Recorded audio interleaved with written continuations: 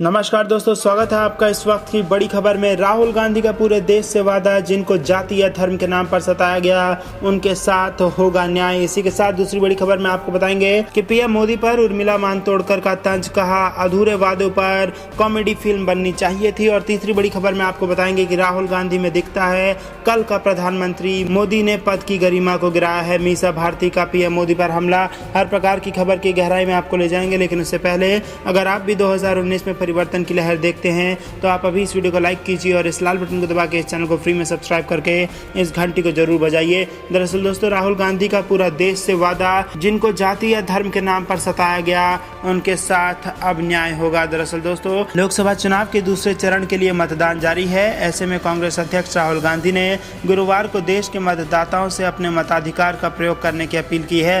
राहुल गांधी ने अपने Twitter handle से एक ट्वीट किया है जिसमें उन्होंने लोगों से न्याय के लिए वोट करने के लिए कहा है। राहुल गांधी ने कहा कि जब आप आज मतदान करेंगे तो याद रहे आप न्याय के लिए वोट डालेंगे। राहुल गांधी ने आगे कहा कि न्याय हमारे बेरोजगार युवाओं के लिए, हमारे संघर्षरत किसानों के लिए, उन छोटे व्यापारियों के लिए जिनका व्यापार नोटबंदी से चौपट हो गया, उनके लिए जिन्हें जाति या धर्म के नाम पर सताया गया है। गौरतलब है कि कांग्रेस पार्टी ने अपने घोषणा पत्र में देश के 20% सबसे गरीब परिवारों को न्याय योजना के तहत सालाना 72,000 रुपए देने की आर्थिक मदद देने का ऐलान किया था। रुक करते हैं अगली बड़ी खबर की तरफ। उर्मिला मातोंडकर का पीएम मोदी पर तंज, चुटकी लेते हुए कहा कि पीएम मोदी के अधूरे वादे पर कॉमेडी फिल्म बननी चाहिए थी। दरअसल दोस्तों, उत्तर मुंबई सीट से कांग्रेस प्रत्याशी अभिनेत्री उर्मिला मातोंडकर ने गुरुवार को कहा कि प्रधानमंत्री नरेंद्र मोदी के जीवन पर बनी फिल्म एक मजाक है, क्योंकि उन्होंने अपना कोई वादा पूरा नहीं किया है। मुंबई मराठी पत्रकार संघ से बातचीत के दौरान मातोंडकर ने यह बात कही है। मीडिया रिपोर्ट्स के अनुसार उन्होंने कहा कि उनके यानी कि मोदी जी के जीवन पर बनी फिल्म और कुछ नहीं बल्कि प्रधानमंत्री पर एक मजाक है, क्योंकि 56 इंच के सीने का दावा करने वाले कुछ भी करने में बुरी तरह विफल रहे हैं। उनके जीवन पर बनी फिल्म लोकतंत्र, गरीबी और भारत की विविधता पर मजाक है। अभिनेत्री ने चुटकी लेते हुए कहा कि उन पर और उनके अधूरे वादों पर कॉमेडी फिल्म बननी चाहिए थी। विवेक ओबरॉय स्टारर यह बायोपिक पहले 11 अप्रैल को रिलीज होने वाली थी, लेकिन निर्वाचन आयोग ने चुनाव के दौरान इसकी रिलीज पर रोक लगा दी। मातोंडकर ने कहा कि इससे बुरा क्या हो सकता है कि लोकतांत्रिक देश के प्रधानमंत्री ने 5 साल में एक संवाददाता सम्मेलन नहीं किया। अभिनेत्री ने कहा कि वह व्यक्तिगत स्तर पर मन से प्रमुख राज ठाकरे का समर्थन करती हैं, पर इसमें कुछ गलत नहीं है। दोस्तों, ये बेहद बड़ी खबर निकल के आ रही है। यहाँ पर उर्मिला मातोंडकर ने पीएम मोदी पर चुटकी लेते हुए कहा कि पीएम मोदी पर बायोपिक नहीं बल्कि एक कॉमेडी फिल्म बननी चाहिए उनके अधूरे वादों पर। रुक करते हैं अगली बड़ी खबर की तरफ। राहुल गांधी में दिखता है कल का प्रधानमंत्री, मोदी ने पद की गरिमा को गिराया। मीसा भारती का बड़ा बयान। दरअसल दोस्तों, राज्यसभा सांसद और बिहार के पाटलिपुत्र लोकसभा क्षेत्र से राष्ट्रीय जनता दल की प्रत्याशी मीसा भारती ने कहा कि वो राहुल गांधी को भविष्य में देश का पीएम देखती हैं। मीसा ने कहा कि उन्हें लगता है कि राहुल एक बेहतर पीएम साबित होंगे, क्योंकि वह उदार और सबको साथ लेकर चलने वाले हैं। वहीं नरेंद्र मोदी के भाषणों में दूसरे नेताओं पर निजी टिप्पणी करने का जिक्र करते हुए मीसा भारती ने कहा कि उन्होंने इतने बड़े पद पर रहते हुए जो भाषा बोली है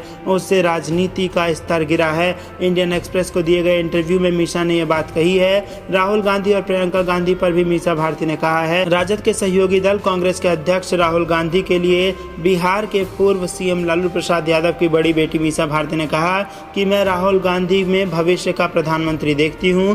मीसा ने कहा कि राहुल गांधी ने भारत की सबसे पुरानी पार्टी का नेतृत्व कर अपनी क्षमता को दिखाया है। वो एक उदार व्यक्ति है। भारत सांस्कृतिक, धर्म, भौगोलिक, आर्थिक और सामाजिक तौर पर एक जैसा नहीं है। एक उदार व्यक्ति जो इस विविधता का सम्मान करता हो वही देश को शानदार नेतृत्व दे सकता है। इसके लिए राहुल गांधी बिल्कुल सही दिखते हैं। वहीं प्रियंका गांधी की राजनीति में एंट्री पर मीसा ने कहा कि वो एक करिश्माई नेता हैं। उनका राजनीति करने का अपना स्टाइल है। प्रधानमंत्री नरेंद्र मोदी पर मीसा भारती ने कहा कि नरेंद्र मोदी ने भारतीय राजनीति के स्तर को नीचे ले जाने का काम किया है। ऐसा पहले कभी नहीं हुआ कि भारत के प्रधानमंत्री ने सार्वजनिक रूप से किसी पर व्यक्तिगत टिप्पणी की हो या माइक पर अपने राजनीतिक विरोधियों का मजाक उड़ाया हो। वहीं मोदी अपने विरोधियों पर व्यक्तिगत हमले करते हैं। ये इतने बड़े पद पर रहते हुए सही नहीं है। मीसा ने कहा कि मोदी ने लगातार हमारे परिवार को भी जिस तरह तरह से निशाना बनाया है वो किसी से छुपा नहीं है। राजद इस चुनाव में कांग्रेस, रालोसपा, हम, वीआईपी और कुछ अन्य छोटे दलों के साथ गठबंधन करके लड़ रही है। मीसा ने गठबंधन पर कहा कि महागठबंधन इस चुनाव में भाजपा और उसके सहयोगियों को बिहार में हराएगा। वहीं आने वाली विधानसभा चुनावों में भी फांसीवादी ताकतों के खिलाफ महागठबंधन लड़ेगा। भारती ने कहा कि केंद्र की मोदी और बिहार की नीतीश सरकार पूरी तरह से फेल हुई है। हर स्तर पर इन दोनों सरकारों के खिलाफ गुस्सा है। रुक करते हैं अगली बड़ी खबर की तरफ, जिसमें मोदी सरकार ने देश की जनता का रुपया छीनकर अपने उद्योगपतियों की दोस्तों की जेब में डाल दिया है, ये कहना है राहुल गांधी का।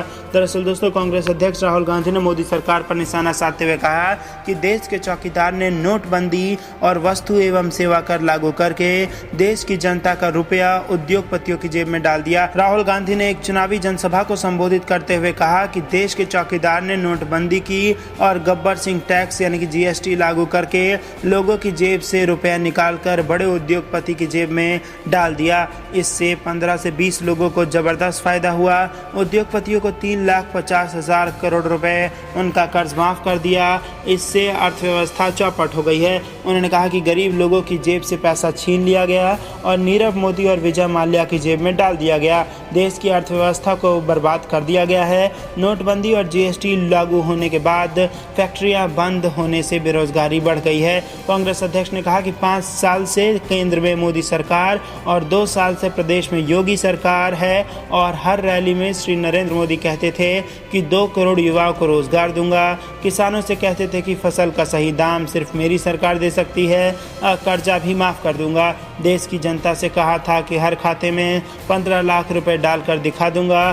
5 साल पहले नारा चलता था अच्छे दिन आएंगे। उन्होंने कहा कि मोदी जी ने झूठ बोला है, उनकी सच्चाई पूरे देश के सामने है। 45 साल से सबसे ज़्यादा बेरोजगारी देश में है। फैक्ट्रियां बंद हैं, छोटे दुकानदार परेशान हैं, बेरोजगार युवा हर प्रदेश में मिलेंगे, करोड़ों युवा बेरोजगार हैं। राहुल गांधी ने कहा कि 5 महीने पहले मैंने कांग्रेस के अर्थशास्त्रियों और थिंक टैंक वालों को बुलाकर और पूछा कि पार्टी गरीब के खाते में कितना पैसा डाल सकती है अगर वो चाहे तो उनको पता लगा कि 15 लाख ना डाले तो कितना पैसा डाले जिससे देश की अर्थव्यवस्था को नुकसान ना हो। अर्थशास्त्रियों ने बताया कि 72,000 रुपये, साल के 72,000 रुपये, 5 साल के 3,60,000 रुपये अगर डाले जाएं तो देश की अर्थव्यवस्था को घाटा ना हो और गरीबों की भी मदद हो जाए। प्रधानमंत्री नरेंद्र मोदी पर निशाना साधते हुए राहुल गांधी ने कहा कि उन्होंने नीरव मोदी को जेल में नहीं डाला।